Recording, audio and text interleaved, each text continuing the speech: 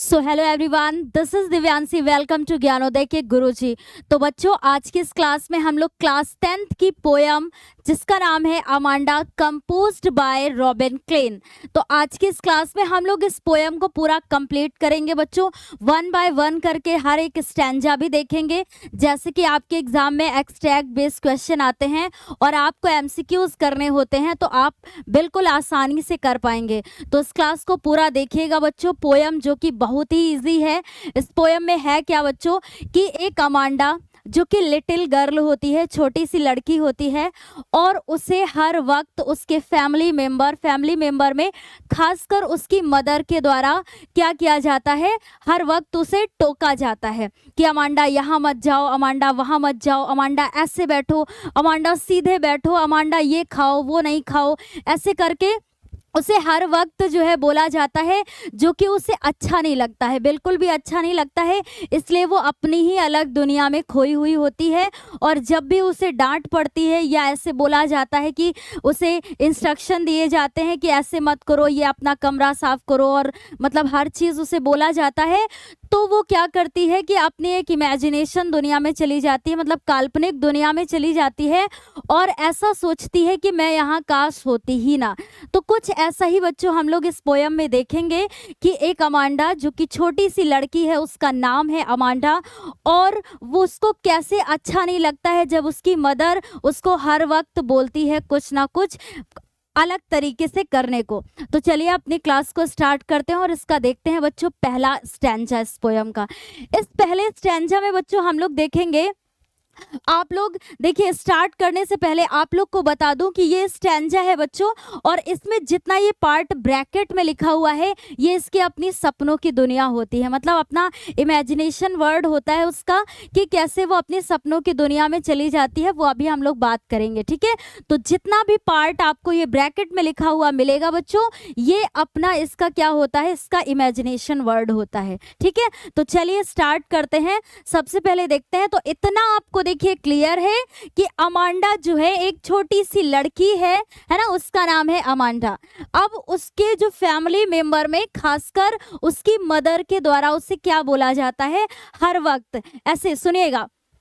First line क्या है बच्चों, don't bite your nails Amanda, don't hunch your shoulders Amanda, stop that slouching and sit up straight Amanda. क्या बोला जाता है कि don't bite your nails Amanda, Amanda अपने नाखून मत खाओ, है ना, नेल समझते हैं ना, अपने नाखूनों को मत खाओ, है ना, या उन्हें मत चबाओ, ऐसे करके उसे बोला जाता है। फिर क्या है, don't hunch your shoulders Amanda, की मतलब अपने हंच का मतलब समझते हैं ना बच्चों, क्या होता है हंच, मतलब जैसे कुबड़ होता है ना, ऐसे शोल्डर को झुका करके बैठो तो ऐसे पीठ निकलती है पीछे, तो उससे बोला जाता है कि don't hunch your shoulder Amanda, मतलब डोंट, अपने कंधों को ऐसे मत झुका के बैठो या कुबड़ निकाल के मत बैठो, ऐसे उसकी मदर बोलती है। फिर आगे क्या है, स्टॉप दैट स्लाउचिंग, स्लाउचिंग का मतलब यहाँ पर होगा बच्चों ऐसे, मतलब लेजी तरीके से बैठना, तो स्लाउचिंग मतलब होगा जैसे आलसीपन में बैठना ना, तो वो उसकी मदर बोलती है स्टॉप दैट स्लाउचिंग, मतलब ऐसे आलसीपन से बैठना बंद करो Amanda, and sit up straight Amanda, और सीधे बैठो अमांडा। तो ये उसे कुछ क्या दिए जाते हैं, उसे हर वक्त टोका जाता है और ऐसा बोला जाता है कि अपने नाखून मत चबाओ और कंधे सीधे करके बैठो, है ना, ऐसे लेजीपन में मत बैठो, तो ऐसे उसे बोला जाता है। और बच्चों जब ये इसकी मदर के द्वारा अमांडा को बोला जाता है, तो अमांडा क्या करती है, वो अपने सपनों की दुनिया में चली जाती है, और सपनों की दुनिया में जाने के बाद ऐसा सोचती है बच्चों, देखिए वो क्या सोचती है कि काश मैं यहाँ होती ही ना, काश मैं, ऐसे बोलती, काश मैं, ये जितना ब्रैकेट में लिखा है ये इसका इमेजिनेशन वर्ड है ना, तो ऐसे बोलती है, there is a languid emerald sea where the sole inhabitant is me and a mermaid drifting blissfully. तो वो क्या बोलती है कि कहती है कि काश मैं यहाँ, लैंग्वेज मतलब क्या होगा बच्चों, बिल्कुल शांति से, है ना, एमराल्ड सी मतलब होता है एक, जैसे हरा समुद्र बात करेंगे, हरा समुद्र होता है ना जहाँ ये जल परियां रहती हैं। पहले टफ वर्ड देख लेते हैं। मरमेड का मतलब क्या होता है बच्चों, जल परी, है ना, जल परी, ये आपको इसी रूप में दिख रही है ना, ये क्या बोलते हैं, अमांडा, है ना। तो वो कहती है कि there is a language emerald sea, काश में एक हरे समुद्र में चुपचाप मतलब शांति से रहती होती। वेयर द सोल, सोल मतलब एलोन, अकेली, है ना। सोल यहाँ पर क्या बोलेंगे बच्चों, अकेली, है ना। तो वो कहती है कि मैं वहाँ अकेली, इनहेबिटेंट मतलब मैं वहाँ अकेली रहने वाली होती, है ना। काश में एक इमराल्ड सी में होती, है ना, जहाँ पर मैं शांति से बिल्कुल, सोल मतलब अकेली, इनहेबिटेंट का मतलब वहाँ पर अकेले रहने वाली होती, मेरे आसपास और कोई भी ना होता। फिर उसके बाद मरमेड, मरमेड मतलब मैं एक जल परी के रूप में होती, ऐसे ये दिख रही ना पिक्चर आपको, तुम बोलती है कि मैं एक जल परी के रूप में होती। ड्रिफ्टिंग ब्लिसफुली, ड्रिफ्टिंग मतलब क्या होता है, धीरे धीरे मतलब उसमें ना तैरना। एंड ब्लिसफुली मतलब होता है बच्चों खुशी से, है ना। क्या बोलते हैं, खुशी से। मैं यहाँ लिख देती हूँ ताकि उन बच्चों को कोई कंफ्यूजन ना हो जिन्हें मतलब थोड़ा सा प्रॉब्लम है समझने में। तो देखिए बच्चों, क्या यहाँ पे कोई कंफ्यूजन, जितना मैंने पहले बोला था कि ये ब्रैकेट में आपको लिखा हुआ मिल रहा है, ये इसका इमेजिनेशन वर्ड है। तो इनसे क्या है, आपके एग्जाम में देखिए बच्चों, पोयम बिल्कुल नहीं आएगी ना, पोयम नहीं आएगी, आपको कोई भी एक एक्सट्रैक्ट आ सकता है, मतलब एक स्टैंजा आएगा और उससे आपको क्वेश्चन के आंसर करने होंगे। तो अगर एक बार आप अच्छे से पोयम को समझ लेते हैं तो एग्जाम में जैसे ही स्टैंजा आपके सामने आएगा आप तुरंत पहचान जाएंगे और उसका जवाब भी सही दे देंगे। ठीक है बच्चों, तो यहाँ तक कोई प्रॉब्लम नहीं। हाँ, तो जब उसकी मदर के द्वारा ऐसा उसे बोला जाता है कि नाखून मत चबाओ, सीधे बैठो, कंधे झुका के ना बैठो, तो वो कहती काश मैं एक मतलब काश मैं यहाँ होती ही ना, मैं एक इमराल्ड सी होता, एक हरा समुद्र होता जहाँ मैं बढ़िया शांति से अकेले वहाँ रहने वाली होती हूँ, मेरे चारों तरफ मेरे आसपास कोई भी ना होता, वहाँ मैं एक जल परी के रूप में होती जो धीरे धीरे मतलब बढ़िया उसमें मस्ती से तैरती हुई, मतलब खुशी से उसमें तैरती रहती, है ना। तो ये बोलती है ऐसा। यहाँ तक कोई समस्या नहीं, आगे बढ़ते हैं। आगे अगला स्टैंजा देखते हैं बच्चों। अब इसमें भी आपको ये ब्रैकेट में दिख रहा है, ये भी इसकी अपने सपनों की दुनिया है। तो पहले एक बार उसे उसकी मदर के द्वारा क्या डांटा गया, अब देखिए क्या है, अब आगे फिर उसकी मदर कहती है did you finish your homework Amanda, क्या अमांडा आपने अपना होमवर्क कर लिया है, मतलब होमवर्क समाप्त कर लिया है, खत्म कर लिया है। या फिर अगली लाइन में है did you tidy your room Amanda, tidy मतलब होता है बच्चों जैसे अरेंज करना, अरेंज मतलब बोले तो उसको व्यवस्थित रूप से रखना या साफ करना, है ना। तो टाइडी का अर्थ याद रखिएगा ऐसे क्लीन, ठीक है, मतलब अरेंज करना, क्लीन साफ करके अरेंज करना मतलब व्यवस्थित रूप से रखना। तो कहती है कि did you finish your homework Amanda, क्या अमांडा तुमने अपना होमवर्क कर लिया है। एंड फिर बोलती है did you tidy your room Amanda, और अमांडा क्या तुमने अपना कमरा साफ कर लिया है। और I thought I told you to clean your shoes Amanda, और मैं तुम्हें याद दिलाती हूँ कि क्या तुमने अपने जूते साफ कर लिए हैं, शूज, है ना। तो जब फिर ऐसे टोका टाकी करी जाती है उसकी माता के द्वारा अमांडा को, है ना, जब उसकी मदर जो है उसे फिर से इतना ज़्यादा टोकती है हर एक चीज़ के लिए, फिर जो है वो अपने इमेजिनेशन वर्ल्ड में चली जाती है, मतलब अपनी सपनों की दुनिया में जाती है और फिर कहती है कि काश, अब काश कह के क्या बोलती है, I am an orphan. Orphan का मतलब समझते हैं बच्चों क्या होता है, अनाथ, है ना। तो वो ऐसा सोचती है कि काश मैं अनाथ होती, है ना, मेरे आगे पीछे कोई नहीं होता, वो ऐसा सोचती है कि काश मैं अनाथ होती। रोमिंग द स्ट्रीट, और गलियों में ऐसे, रोमिंग का मतलब होता है बच्चों घूमना, है ना, रोमिंग का मतलब क्या होता है, घूमना, और स्ट्रीट मतलब गलियों में। तो वो कहती कि काश मैं अनाथ होती, मेरे आगे पीछे कोई नहीं होता और मैं ऐसे ही गलियों में घूमती रहती। और फिर आगे क्या कहती है, I pattern soft dust with my hushed bare feet. Bare feet का मतलब समझते हैं बच्चों, यहाँ पर क्या है कि मतलब जैसे उसके पैर में शूज नहीं होते, मतलब उसके पैरों में वो जूते नहीं पहने हुए होती, बल्कि उसके पैर क्या होते हैं, ऐसे बिना जूते के हुए होते हैं, है ना। तो कहती है कि मैं अपने बेयर फीट से हस्ड मतलब शांति से, बिल्कुल शांति से, सॉफ्ट डस्ट मतलब वो जो सॉफ्ट डस्ट है ना, मिट्टी धूल, उसमें क्या बनाती, पैटर्न बनाती। जैसे कभी कभी हम लोगों ने बचपन में भी ऐसे किया है बच्चे कि ऐसे जमीन में ऐसे डस्ट होती है, धूल सॉफ्ट सी, तो अपने पैरों से क्या उसमें आकृतियां बनाते हैं ना, जैसे चित्र जैसे बनाना। तो वो कहती कि काश मैं अनाथ होती, मेरे आगे पीछे कोई भी नहीं होता और मैं ऐसे ही गलियों में घूमती रहती और अपने नंगे पैरों से जमीन पर ऐसे ही पैटर्न बनाती उस सॉफ्ट मिट्टी में। इतना समझ में आया। फिर क्या है, the silence is golden, the freedom is sweet, मतलब फ्रीडम, उसे स्वतंत्रता ही क्या थी, सबसे ज्यादा प्रिय थी, और साइलेंस मतलब शांति उसके लिए क्या थी बच्चों, कीमती थी, है ना। यहाँ गोल्डन का मतलब बोले तो कीमती थी, मतलब उसे स्वतंत्रता बहुत ज्यादा प्रिय थी, मतलब वो इतना अकेली रहना चाहती थी, सोचिए, है ना।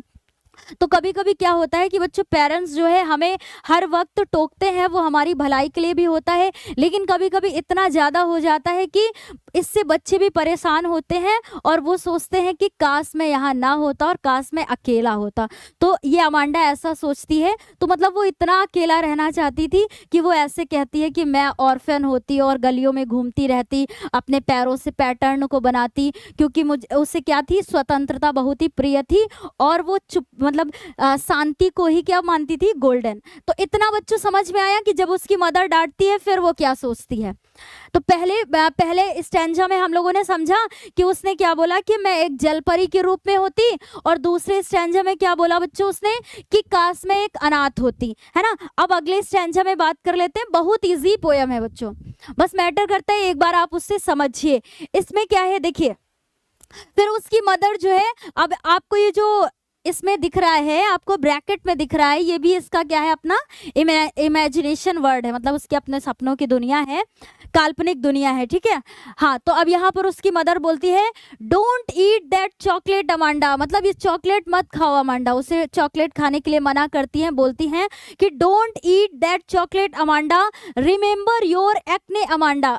एक्ने का मतलब क्या होता है बच्चों, जानते हैं, एक्ने मतलब होता है पिंपल, PIMPLE, है ना, पिंपल्स बोले, पिंपल्स जानते हैं ना, सब मुहासे होते हैं जो फेस पे निकलते हैं दाने टाइप में, तो उसके लिए बोलती है। तो क्या बोलती है उसकी मदर कि don't eat that chocolate Amanda, Amanda ये चॉकलेट मत खाओ, and remember your acne Amanda, और अपने पिंपल्स के बारे में जरा सोचो कि अगर इतने खाओगी तो कैसे तुम्हारा फेस जो है अच्छा लगेगा, या मतलब उसे हर वक्त टोकती है। फिर कहती है will you please look at me when I am speaking to you, फिर कहती है कि मैं आपसे बात कर रही हूँ, मतलब वो अमांडा से कहती है, उसकी मदर कहती है कि मैं तुमसे बात कर रही हूँ, मेरी तरफ देखो अमांडा, है ना। विल यू प्लीज लुक मी, मतलब मेरी तरफ देखो अमांडा। ऐसे घर में होता है ना, बच्चे को डांट पड़ती है और ऐसे वो मुंह नीचे करके ऐसे बैठ जाता है, तो पेरेंट्स बोलते हैं कि मेरी तरफ देखो, है ना। तो ऐसे ही उसकी मदर उससे बोलती है कि मैं तुमसे बात कर रही हूँ अमांडा, मेरी तरफ देखो, ऐसे उसका रिएक्शन होता है।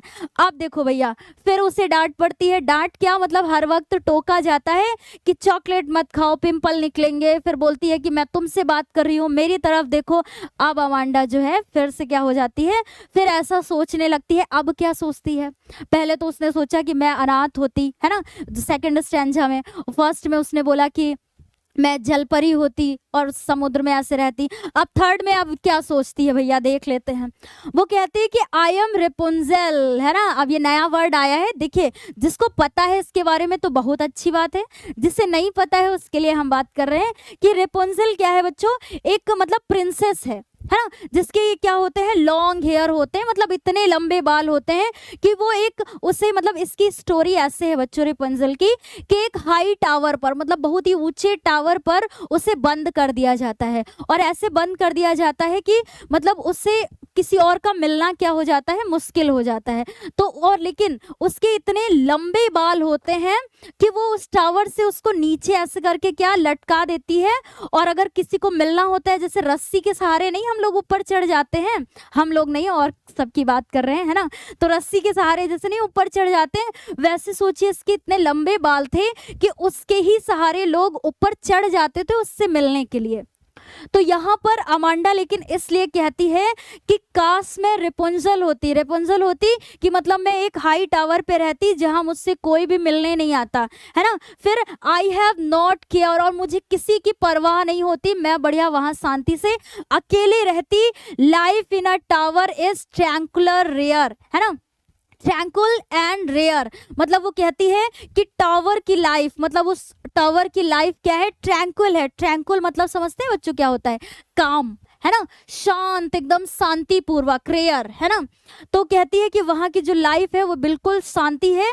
तो मतलब मैं, काश मैं रेपुंजल होती और मुझे किसी की परवाह नहीं होती, और उस टावर की लाइफ क्या होती, बिल्कुल शांतिपूर्वक होती।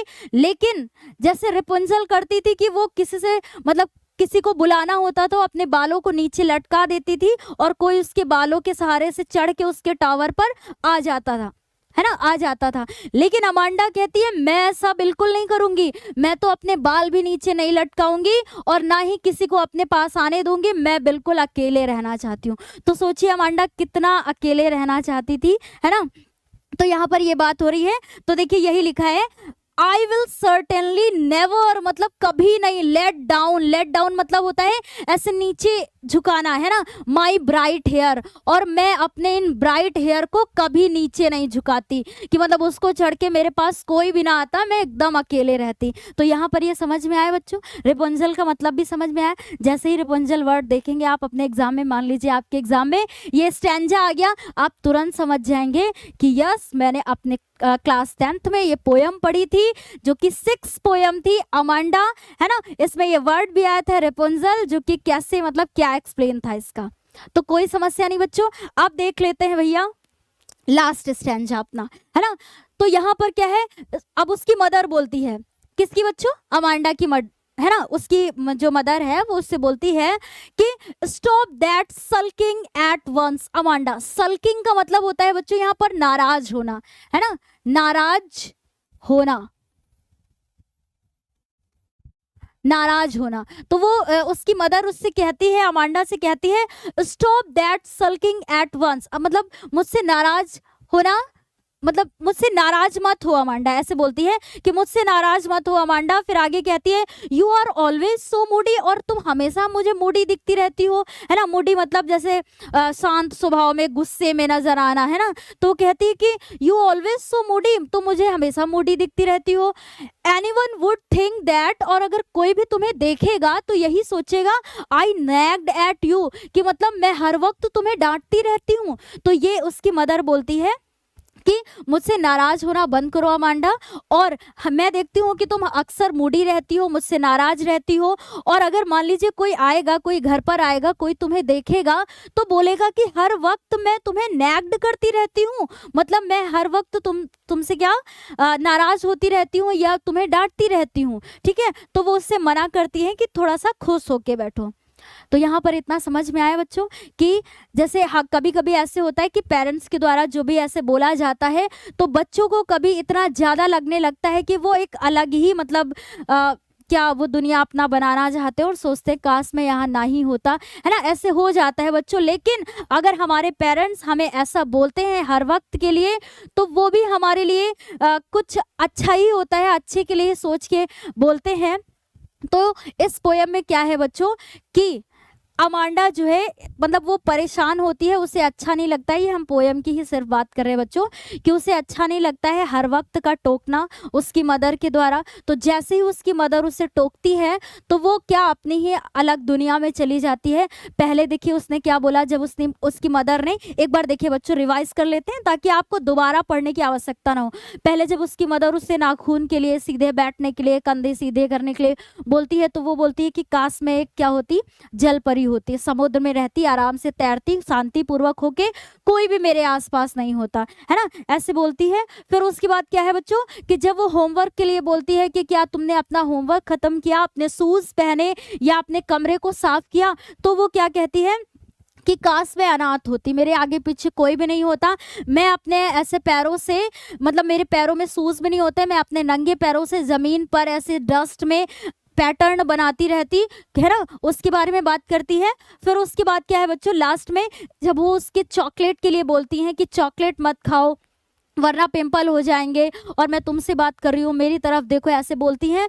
तो फिर वो क्या कहती कि काश मैं रेपुंजल होती और मैं एकदम हाई टावर पे अकेले रहती, जहाँ मतलब मेरे आसपास भी वहाँ कोई ना रहता, और रेपुंजल जो थी वो अपने हेयर को नीचे ऐसे लटका भी देती थी कि जिसके सहारे से कोई चढ़ के उसके पास आ सकता था। लेकिन मैं ऐसा बिल्कुल नहीं करती, मैं अपने बालों को कभी नीचे नहीं मतलब डालती कि कोई भी चढ़ के मेरे पास आ जाए, है ना। तो ऐसा बोलती है। लास्ट में भी है, उसकी मदर कहती कि हर वक्त तुम मुझे मूडी दिखाई देती हो, थोड़ा सा मतलब अच्छे से थोड़ा खुश मूड में नजर आओ अमांडा, ऐसे करके बोलती है कि वरना कोई देखेगा तो बोलेगा कि मैं हर वक्त तुमसे नाराज रहती हूँ या हर वक्त तुम्हें डांटती रहती हूँ। तो आज की ये पोयम में बच्चों, सॉरी, है ना, पोयम है, 6 पोयम है जो कि अमांडा, है ना, कोई भी इसमें प्रॉब्लम नहीं हुई होगी आप सभी को बच्चों, क्योंकि जितने टफ वर्ड थे बच्चों सभी आपको एक्सप्लेन किए गए हैं। अभी भी आपको अगर कोई कंफ्यूजन होती है, एक बार दोबारा से इस क्लास को देखिएगा, आपके जितने भी डाउट होंगे वो सारे क्लियर हो जाएंगे।